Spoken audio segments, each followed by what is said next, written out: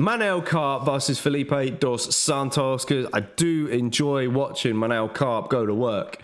Bit of a patient cat in there, but he's got some skills, and when he lands big. He's in fact more well-rounded than we thought, judging from his last fight. Of course, now he's against Felipe dos Santos, who is stepping in on short notice. Now, it says there on your screen he's got no professional wins, but I can tell you he's 7-0 as a professional. So glad you got that on the screen over there as well. Yeah. If I run for that. So in the red corner, we've got 18-6-0. In blue corner, we got nothing. Yeah, got to have backups, I think, for this game. You can't really trust or rely too much on the UFC, of course, when it comes to these stats. They have been slacking quite a bit.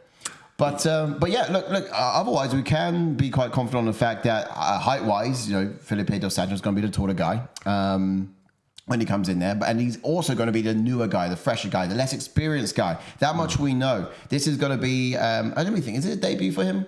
It is a debut, yes. Like I said, stepping in on short notice. Manel Kape has had some bad luck recently with fights pulling out. Of course, he was meant to fight Kai France this weekend, and that fight would have been absolute fireworks, no doubt. Prior to that, he had cancelled bouts against Davison Figueiredo and Alex Perez. So he's been really knocking at the door in this UFC flyweight division for quite some time now.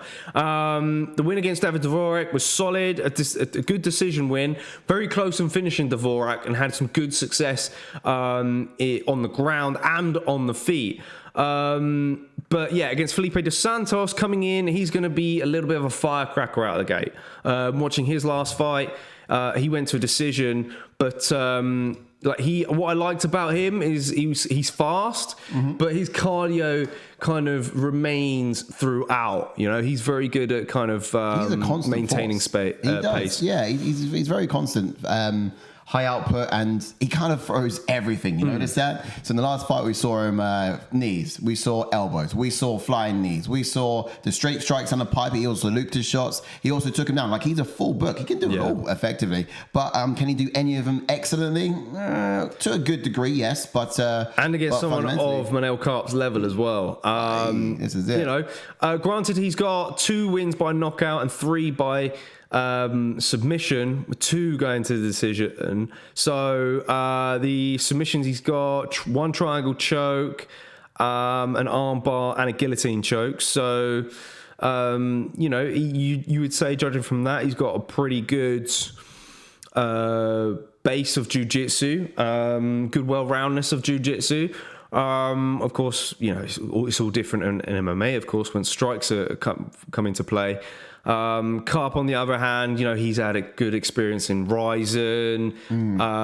He's fought the top of the division. So it doesn't quite add up, does it, when you look at it all? I know. It's, look, Felipe's fair enough to him. He's shooting his shot, but he really shouldn't be in there against someone as polished as Manel Kape, in my opinion. Yeah, but this is it. Kape can be steady, kind of catch Felipe dos Santos on his entries. I have seen dos Santos come in a little bit wild. But that's something about this fighting style. This is going to be a good fight, I think, largely because Felipe dos Santos is a kind of all or nothing guy. He's kind of feast or famine. He comes in there and he does try to put an offense on his opponents with little regard to defense. Now, against Kape, deadly. That's deadly. You can run in there trying to get the job done, and Kape can just be a little bit wiser, as he is, step and check, and it's all lights out, really. But, I guess the thing about Felipe dos Santos, which Kape will have to look out for, is just fundamentally he's a kind of want to show you everything kind of guy, right? Yeah. He'll step in there. He might wrestle too. He might take it to the ground. I said his knees. I said his elbows. The idea is he would I guess he's about showing his opponents everything so that they suspect nothing. You know what I mean?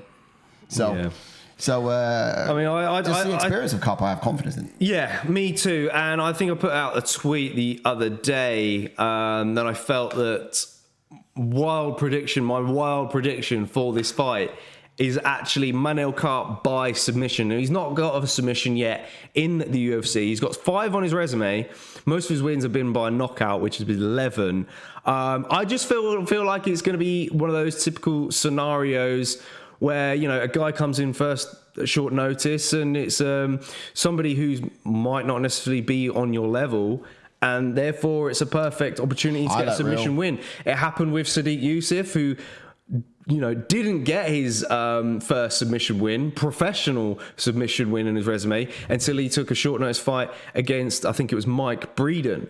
Mike Breeden stepping in on short notice. So, I think it's going to be one of those scenarios, in my opinion. So, without doubt, Kape is a bit of a showboater, as we know, right? He's going to be someone shaking his booty in there and getting confident. And I think as he sort of starts having success, he's just going to grow in his confidence, showboating around in the octagon. I still don't think he's going to get caught by Felipe dos Santos, but I do think he's going to want to sort of showcase as something for the highlights. Yeah. So, sure. Keep a close eye on this fight. It's going to be exciting. And not only that, let's not forget, he nearly submitted David Dvorak in that first round in the last fight. He was close, seconds away. That Kimura was tight. It was deep. So the bell saved him there. So these fights where you could get a submission on your highlight reel, wouldn't you rather get like a knockout though? Of course, but he's got knockouts on him. I think if you're Manel Kape, you want to show that click them all. You want to show that you can do it all. All right, let's check out the gauges on this one. Let's see what it looks like. Are you going to do the chats just before? I'll do the chats. Start? Yeah. Angus says, don't want it. I'll just wait to see your faces when he wins in the first round. Okay, so yeah, Angus is not going to look past the first fight, I'm afraid. George says, Dos Santos with the upset. Dos Santos was meant to be on Contender Series last week, but got called into this card. He's hungry for it. Dos Santos second round sub. Then him and Makayev, two young, hungry fighters. Wow. Okay, so George is laying it all on the line here. Wow. For Dos Santos. Can I just say with George as well, I love how he doesn't give short comments. Like, he really gives a full picture. Oh, yes. And he says it with his chest as well. I know we're reading off the screen here, but I can hear him saying it with his chest. I'm just like, okay, you think so? I think it's bold, though. I'm going to tell you on that comment. Probably not going to happen, but I love the confidence. Yeah, no, agreed. I mean, don't get me wrong. We've seen people come off of the Contender Series. They come into these short notice fights and they perform. We've seen it on multiple occasions. The guy that Jack Della Maddalena fought, he stepped in short notice. Of course, Mozart Ivalev's last fight against the guy whose name is it Diego Lopez. Diego Lopez gave him a tough show, but for this one, I can't see it because it's just more of a technical level for me. There is some guys that you do see and you're like, yeah, this guy's ready for it. Yeah. But I just don't see it, I'm afraid. Ashley's Kape all day. Rafael says, I see Dos Santos with the upset as well. So, wow, these guys are going against Manel Kape. Angus says Manel Kape wins and deserves a tough fight next up the rankings. I 100% agree as well. Yeah. There's been a few fighters that have been in his kind of scenario recently where just these top fights have been pulling full for him. George says, confidence is key. Got a long drive home, so might as well entertain myself. And you guys with the predictions. Love that, George. Cracking stuff, my man.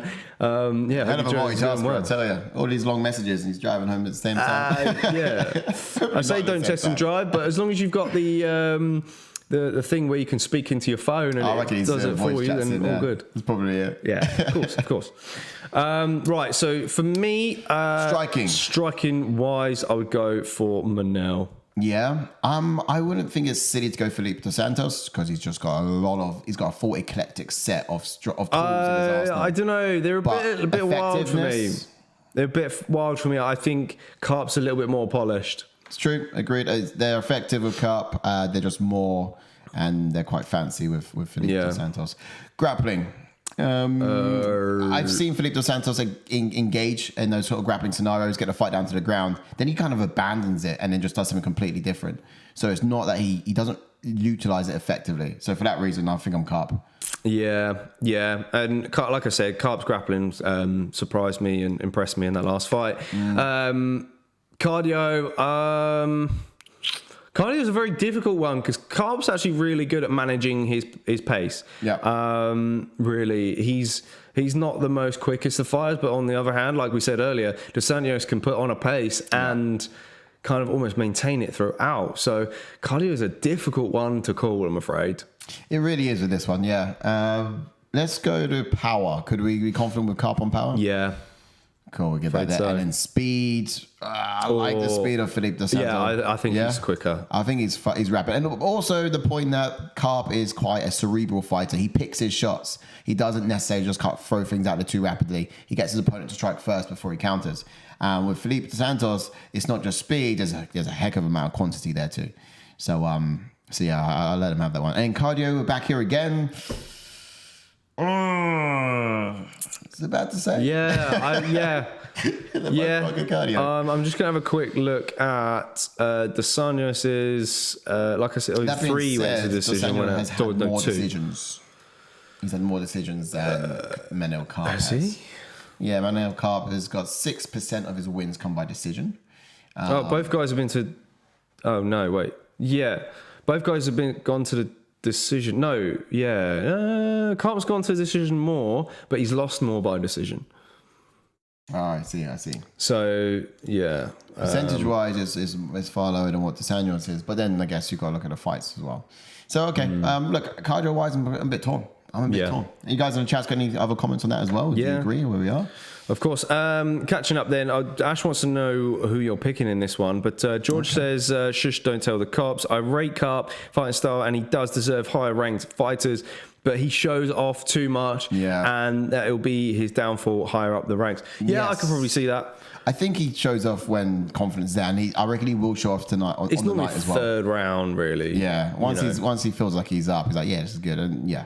But yeah, it could be the fall of him eventually, and I can see why his showing off probably makes people want to see him lose. Yeah.